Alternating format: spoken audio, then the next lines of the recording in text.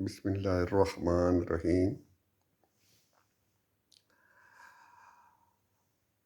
قرآن میں واقعہ حضرت موسیٰ علیہ السلام کے بارے میں آتا ہے کہ وہ آ، فرعون، عمان، قارون کا ذکر آتا ہے جو موسیٰ علیہ السلام کے ساتھ انہوں نے ٹکر لی تھی۔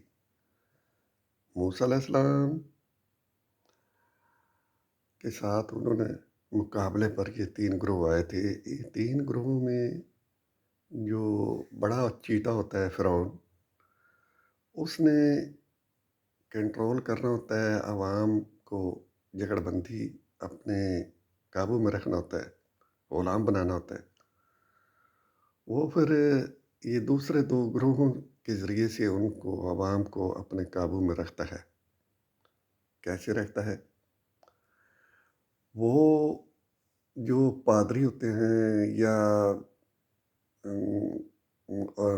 برہمن وغیرہ یا مذہب جتنے بھی ہوتے ہیں ان کو، اور جو سرمایہ دار قارون ہوتا ہے اس کے ذریعے سے اس عوام کو جکڑ کر رکھتا ہے اور ان کو اپنا پرستار بناتا ہے۔ جو کمزور ذہن کے لوگ ہوتے ہیں نا، مثلاً عورتوں جیسے ذہن ہوتے ہیں جن کے، ان کے جیسے وہ بچوں کو ذبح کرتا تھا اور عورتوں کو زندہ رکھتا تھا، یہ ترجمہ آتا ہے۔ یہ ترجمہ اس طرح ہے مفہوم اس کا کہ ان کی عورتوں کو جو ذہن رکھتے تھے، غلامی ذہن جن کے تھے، ان کو وہ سیٹوں پر بٹھاتا تھا، آگے وزارتیں دیتا تھا، اور جو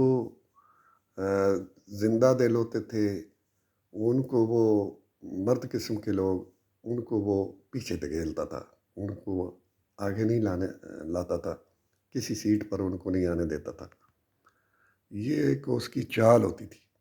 اس چال کے ذریعے وہ اپنی قوم کو جکڑ کر زنجیروں میں ان سے کام لیتا تھا۔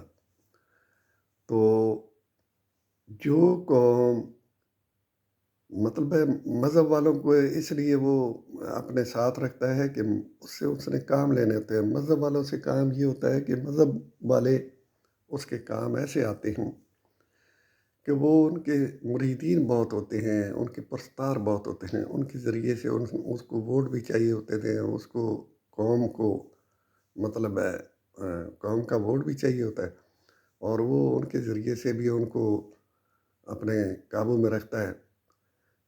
قارون اور عمان کو، جیسے قارون سرمایہ دار ہوتے ہیں جو ڈرا دھمکا کے لوگوں کو قابو میں رکھتے ہیں اور ان سے ووٹ حاصل کر لیتے ہیں، اور دوسرا گروہ جو ہے مذہبی پیشواؤں کا ہوتا ہے، جو ان کے مریدین بہت ہوتے ہیں، پیروں اور مولویوں کی، ان کے ذریعے سے پھر وہ ووٹ کو قابو میں رکھتے ہیں۔ تو اس طرح قوم کو وہ غلام بنا کے رکھتے ہیں اور اپنی عیاشیوں اور اپنے کاروبار میں آگے بڑھتے ہیں۔ اور جو بڑا چیٹا ہوتا ہے فرعون، وہ چھوٹے والوں کو لا کر سیٹوں پر بٹھا کر اپنی لوگوں کو پھاڑ چیر کر اپنا کام چلاتا ہے۔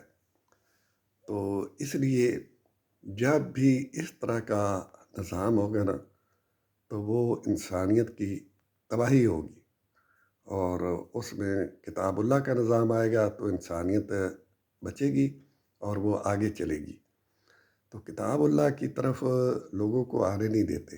یہ 3 گروہ جو ہے انتہائی خطرناک ہوتے ہیں، جو کہ پاکستان میں بھی یہ کافی انہوں نے غلبہ پایا ہوا ہے، ان 3 گروہوں نے، اور یہی سارا کچھ ہو رہا ہے، اور عوام تباہ ہو رہی ہے، اور عوام کو لوٹ کسوٹ کر انہوں نے اپنی عیاشیاں چلانی ہوتی ہیں۔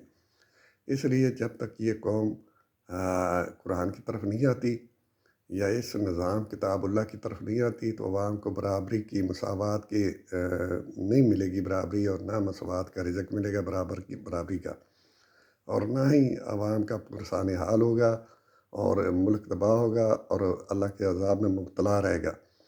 اور اسی طرح دیکھ لو، ابھی ایک چپے پر خدا کا نظام نہیں ہے اور فلسطین اجڑ رہا ہے۔ ابھی ان میں طاقت نہیں ہے 57 ملکوں میں کہ کوئی جرت کر کے آگے بڑھے اور اس کو بچائے۔